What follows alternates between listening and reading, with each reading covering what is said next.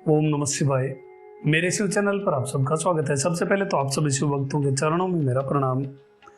बात करते हैं गंभीर विषय के बारे में। अभी गौ माता में एक महामारी फैली हुई है जिसे शायद लंपी के नाम से जाना जाता है। बहुत सारी गौ माताएं कष्ट में, अभी बहुत ज़्यादा कष्ट में हैं और बहुत सारी गौ माताएं मृत्यु को प्राप्त हो चुकी हैं।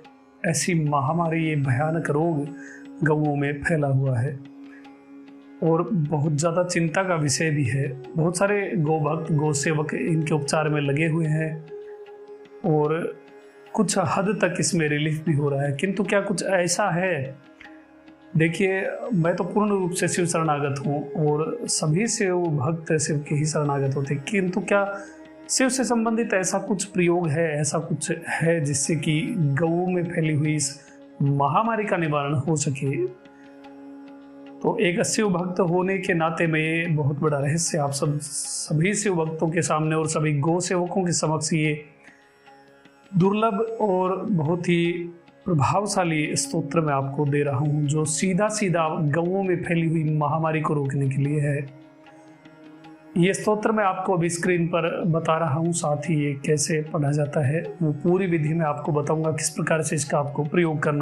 किसी भी प्रकार की महामारी हो या फिर किसी भी प्रकार से रोग से, पीड़ा से ग्रसित यदि गाय है तो आप इस स्तोत्र का प्रयोग करते हुए गाय को शांति प्रदान कर सकते हैं और साथ ही गौ माता का अमोघ आशीर्वाद प्राप्त कर सकते हैं। ये स्तोत्र इस प्रकार से अभी आपको स्क्रीन पर भी दिख रहा है। ब्रह्माणा ब्रह्म शब्देन स्तूयते प्रणवेन य शिव शाश्वतो देव गोसु मारिम विपोहतु। अर्थात ब्राह्मण यदि ब्रह्म शब्द से प्रणव के साथ स्तुति करे तो शाश्वत देव भगवान शिव गायों की महामारी का हरण कर देते हैं। एक एक श्लोक का मैं आपको हिंदी अर्थ भी यहाँ पर दे रहा हूँ, किंतु आपको जो पाठ है वो संस्कृत में ही करना है। सर्व रोग हरेणपि रविणा ये प्रणप्यते सशिव शाश्वतो देवो गोसु मारिम व्यपोहतु। समस्त व्याधियों रोगों के हरण के लिए जो सूर्य को प्रणाम करते हैं, शाश्वत देव शिव गायों की बीमारियों का नाश कर देते हैं। यहाँ उत्तर स्थितानेक विघ्नेश गण पूजित है सशिव शाश्वतो देवो गोसु मारिम व्यपोहतु। यहाँ वहाँ स्थित अनेक विघ्नेश गणों द्वारा जो पूजित हैं, वे शाश्वत देव शिव गायों की महामारियों का हरण करते हैं।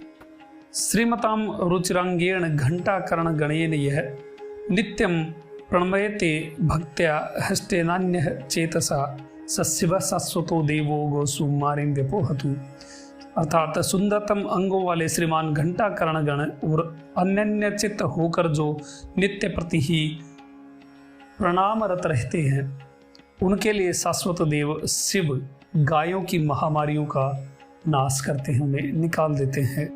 नित्यम रुद्र समोपेतो रुद्र शक्ति समन्वित है नंदिना दंडिना चापि चंडिना भारभूतिना एतर्निर्गणयक्षे सर्वतोपि विशेषतः घंटाकर्ण गणोपेत शिव ज्ञान विधायक है शिव तेजोति भावेन गोसु मारिम व्यपोहतु। इसी प्रकार नित्य ही जो रुद्रदेव के साथ रुद्र शक्ति से युक्त होकर रहते हैं, ऐसे नंदिन, दंडी, चंडिन और भारभूति सहित ऐसे ही अन्य विशेष यक्षगण तथा घंटाकर्ण गणों में मुख्य और शिव ज्ञान के विधायक अतिशय शिव तेज के साथ गायों की महामारी का हरण करते हैं। शिवाय देव देवाय महादेवाय संभवे रुद्राय स्थान में नित्यम हरायुग्राय ते नमः परमेशाय सिद्धाय सर्व सिद्धि प्रदायिने त्र्यंबकाय शांताय शांत रूपाय ते नमः। शिवाय देव देवाय महादेवाय संभवे रुद्राय स्थान में नित्य हर आय उग्र आपको नमस्कार है। परमेशाय सिद्धाय सर्व सिद्धि प्रदाय त्र्यंबकाय शांताय शांत रूपाय आपको नमस्कार है। ये मुख्य मंत्र है। इसके बाद इसकी फलश्रुति है जो ये बताती है कि इस स्तोत्र को पढ़ने से क्या प्राप्त होता है। ये जो मंत्र मैंने आपको बताए, इनका आपको कम से कम भी 11 पाठ करना है और फिर जब आप इसका पाठ करें तब जल का एक पात्र, आप जल का एक लोटा या ग्लास जो भी आप रखना चाहें वो पास में रख लीजिए और इन मंत्रों को 11 इस स्तोत्र को 11 बार पढ़िए और फिर वो जल लेकर के पुनः दोबारा से आप एक बार इस स्तोत्र को पढ़ते हुए उस जल को गाय माता के ऊपर छिड़क सकते हैं। उसके ऊपर प्रोक्षण कर सकते हैं, जिससे गाय को शांति प्राप्त होगी। यदि गौ माता के शरीर पर कोई घाव है तो आप उस घाव पे जल मत छिड़किए। जो बाकी का हिस्सा है, स्वस्थ हिस्सा है, उसी पर आप जल का, उस अभिमंत्रित जल का प्रोक्षण करें। या फिर ऐसी स्थिति लग रही है आपको कि घाव ज़्यादा है, आपको जल नहीं छिड़कना चाहिए, तो उस जल को आप उस गाय माता को पिला सकते हैं। इससे गौ माता को बहुत शांति प्राप्त होगी। साथ ही एक दूसरा प्रयोग आप ये कर सकते हैं कि आप जब एक शिवलिंग के समक्ष आप जल का एक खाली पात्र रख दीजिए, एक कोई लोटा या कटोरी या गिलास, जिसमें भी आप जल इकट्ठा करना चाहें, और इस स्तोत्र का पाठ करते हुए आप शिवलिंग का अभिषेक करिए। जब वो अभिषेक के बाद वो जल जो नीचे गिरेगा वो एक पात्र में, एक आपके द्वारा रखे हुए लोटे में या कटोरी में इकट्ठा हो जाएगा। ये और भी ज़्यादा पावरफुल जल हो जाएगा और साथ ही भगवान से प्रार्थना भी हो जाएगी। लिंग जो इस चराचर जगत के अधिपति हैं, उनसे प्रार्थना डायरेक्ट हो जाएगी। तो फिर आप उस जल को प्रोक्षण गाय माता के ऊपर छिड़क सकते हैं या फिर गौ माता को पिला सकते हैं। ध्यान रखिए कि घाव है जहाँ पर, वहाँ पर जल मत छिड़किए, आप गाय माता को जल पिला सकते हैं। इस स्तोत्र का पाठ करने का बहुत लाभ होता है। इसके फलश्रुति में लिखा है, जो व्यक्ति इस पाठ को गायों, विशेषकर रुग्ण अर्थात रोग से पीड़ित होने पर कोई इसका पाठ करता है, तो उसमें गो सावित्री का महापुण्य मिलता है और गायों को शांति मिलती है।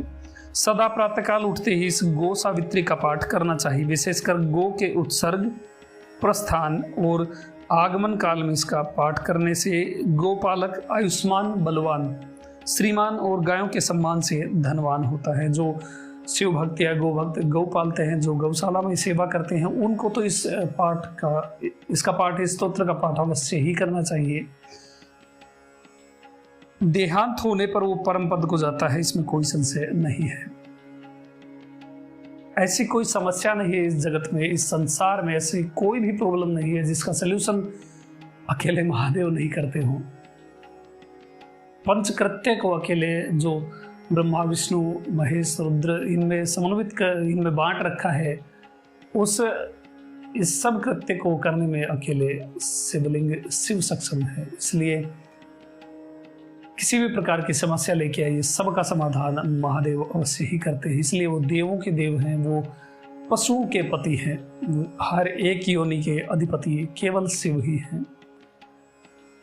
ऐसा कोई भगवान होगा जहां आपको इस प्रकार का स्तोत्र प्राप्त होगा जो गौओं की महामारी को भी शांत कर देता है। बल ले लीजिए, रोग ले लीजिए, या किसी भी प्रकार की आपकी कोई भी इच्छा हो, किसी भी प्रकार की प्रॉब्लम हो, सबका सलूशन महादेव के पास है। और एक शिव भक्त होने के नाते मेरा कर्तव्य था कि मैं गौ सेवकों को और जो शिव भक्त गौ सेवा करते हैं, या हर एक शिव भक्त की ये ड्यूटी है कि वो गौओं की सहायता करे, इस ऐसी स्थिति में गौओं की सेवा करे। तो ये एक बहुत ही दुर्लभ स्तोत्र है और बहुत ही कारगर स्तोत्र है। इसका लिंक डिस्क्रिप्शन में आपको मिल जाएगा, वहाँ पर आप जा करके इसको डाउनलोड कर सकते हैं। इसका प्रिंट आउट निकाल करके आप गौओं की सेवा में लग सकते हैं। विधि जिस प्रकार से मैंने आपको बताई है, उसी प्रकार से आपको जल को पहले अभिमंत्रित कर लेना है। चाहे शिवलिंग से करिए, या वहाँ नहीं जा सकते तो आप गौशाला में बैठ कर के भी, या कहीं भी अपने घर पर बैठ कर भी उस जल को 11 बार इस स्तोत्र का पाठ करके अभिमंत्रित कर सकते हैं। फिर पुनः उस स्तोत्र को पढ़ते हुए आप ये जल गौ माता के ऊपर प्रोक्षण करें। ध्यान रखें, घाव है तो घाव के ऊपर जल ना छिड़के, गौ माता को ये पिला सकते हैं। इससे गौओं को बहुत शांति प्राप्त होगी। लिंक डिस्क्रिप्शन में है, आप वहाँ से डाउनलोड कर लीजिए। जानकारी कैसी लगी मुझे आप कमेंट में बता सकते हैं। अभी तक के लिए इतना ही। महादेव आपके ऊपर कृपा करें, आपका दिन शुभ हो। ओम नमः शिवाय।